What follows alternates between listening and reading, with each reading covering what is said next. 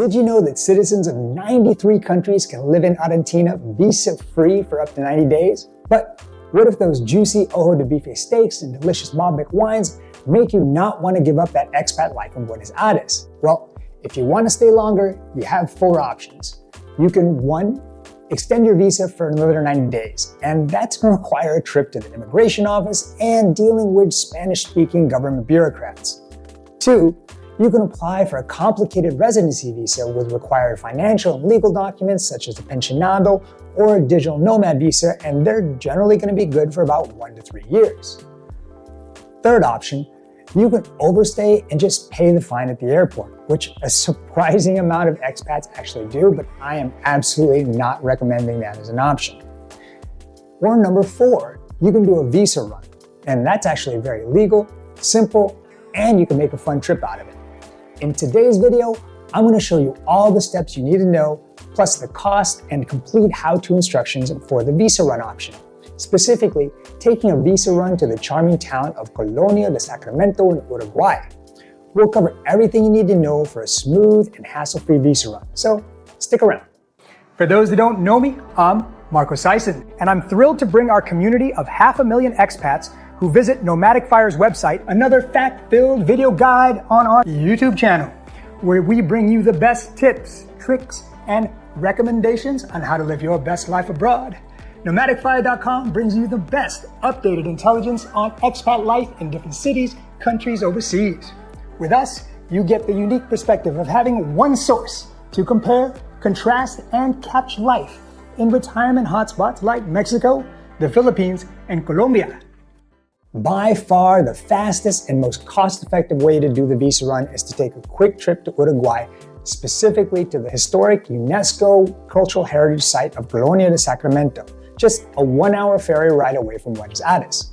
Colonia offers much more than just scenic views and cobblestone streets.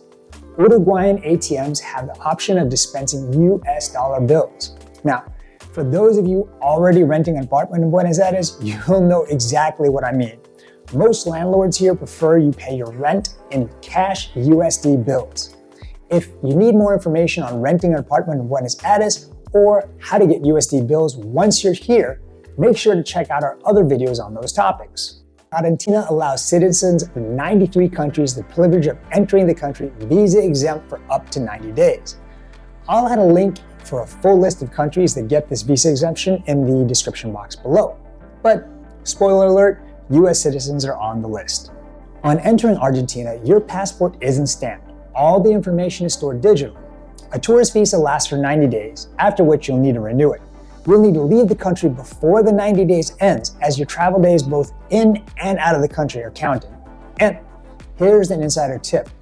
I never wait until the last day of my visa to plan my run. Instead, I'll schedule it about 1 to 3 days before the expiration. This buffer is crucial in case of any unforeseen delays or cancellations, just to ensure that I'm on the safe side. For your visa run to Uruguay, you're going to have 2 ferry options. One is the Buquebus and the other is Colonia Express. Between Buquebus and Colonia Express, there are 8 trips between Buenos Aires and Colonia every day. Insider tip, if you're the type that gets a little seasick easily, choose Buquebus. Their ferries are larger, which means less movement and a more stable ride compared to the smaller Colonia Express ferries. I personally chose Buquebus because I've been known to get a little ill on boats. But you'll be happy to know on Buquebus, I was all good on the 2 ferry rides that I took. A common question I get asked is, do I have to stay overnight to be a valid visa run? The short answer is no. You don't need to stay overnight in Uruguay. Your visa run is valid even if you return to Buenos Aires the same day. We've done it, and we can assure you a same-day return works just fine. How to book a ferry ticket. Round-trip tickets to Colonia can range anywhere between the equivalent of $29 to $140 US, and it all depends on the length of your stay, whether you're booking in an economy or business class, or if you're getting an exchangeable ticket. There's also the option to book day tours, and some of those day tour packages actually include a guided city tour of Colonia's sites. The cheapest round-trip option I could find was a day trip for roughly $29 USD. You can easily book your tickets via the Buquebus website using your credit card.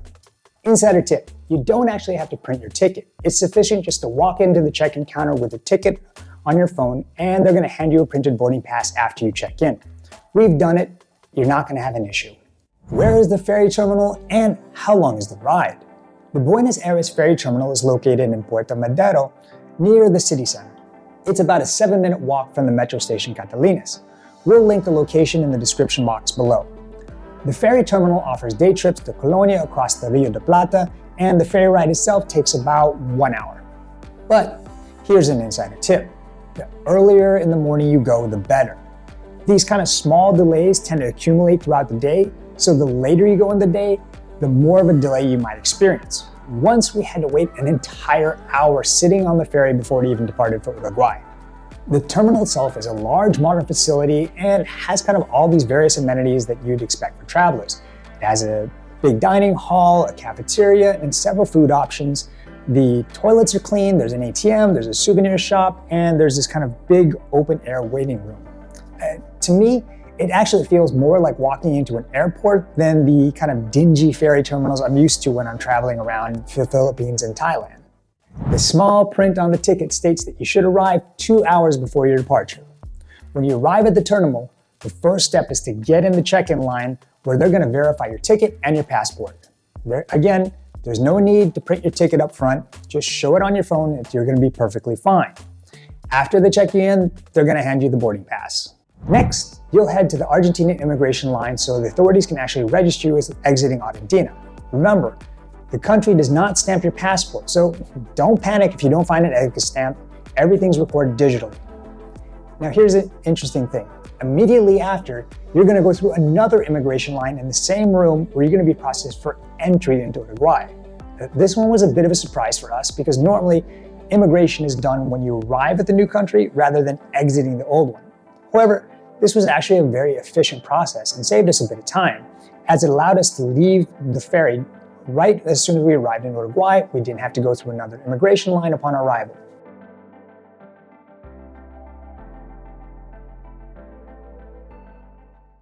Now, if you're like me, I like having mobile data.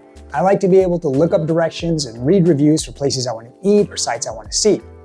However, in Uruguay, your Argentine SIM is not going to provide you reception.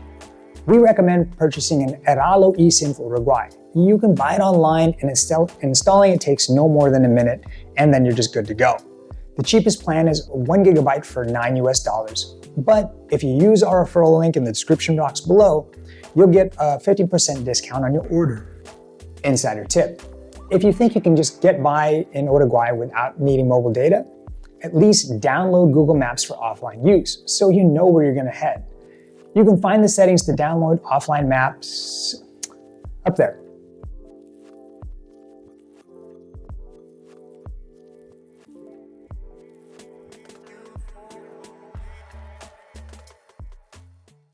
When in Argentina, cash is king, and you'll often experience getting a 15% discount when paying in cash. However, we found in Uruguay, it's the exact opposite. It's actually encouraged to pay with a card, and in many places they're going to offer you a discount if you pay with a credit card. Now, if you want to pay with cash in Uruguay, they'll accept Uruguayan pesos and USD, and sometimes in a few places you can actually get them to accept Argentine pesos. However, you're always going to get the best price when paying with local currency. The old town itself is actually very compact, and you can comfortably explore it on foot. However, there are some attractions like the Plaza de Toros, which is the former bull ring, or the Colonia sign, which are not within close walking distance. Fortunately, they can easily be reached by renting a golf cart, bicycle, or taking a taxi. Insider tip: if you want to rent a golf cart, remember to bring your physical driver's license and a physical credit card or cash with you. If you live in Buenos Aires, there's a good chance that your landlord asks you to pay for your rent in cash US dollar bills. Lucky for you, Uruguayan ATMs dispense those valuable greenbacks. We use the ATM at the Banco República. We'll post a link in the description box below. The ATMs at Banco República charge a $5 per transaction fee. Here's an insider tip. US banks like Charles Schwab and Fidelity will actually refund you the foreign ATM fees, making this transaction free for you. However, Banco República doesn't actually separate the ATM fee from your withdrawal. Instead, they lump it together into one single transaction. So if you're using a bank like Schwab or Fidelity that automatically refunds you the ATM fees, you're actually going to need to give them a call to get the $5 back. How long should I stay? Colonia is this quaint little town. We found that a few hours was enough to explore all its charms. However, you can turn it into a peaceful getaway, just a little escape from the hustle and bustle of living in the Buenos Aires and a big capital city. If you're feeling adventurous, you can even hop on a bus from Colonia to Montevideo, which is the capital of Uruguay, and that bus takes roughly another 2 hours. Let's talk about prices, because if you're coming from Buenos Aires, you're spoiled for amazing food at reasonable prices. You're gonna find Colonia del Sacramento a little bit of a shock. The quality of the food here tends to be a little lower, yet the prices are gonna be a lot higher. This little quaint little town knows it's a hotspot for tourists and expats, especially those making a visa run, and they price everything accordingly.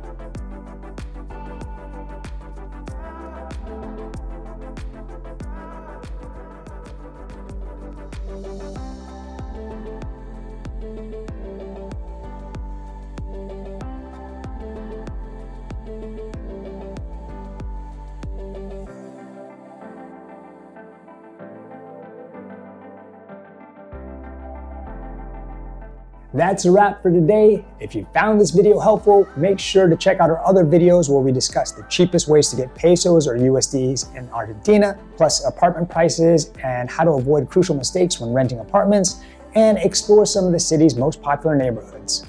Don't forget to subscribe to our channel and hit that notification bell so you'll always be the first to know when the next video drops. Thanks for watching, and I'll see you next week. Ciao from Argentina.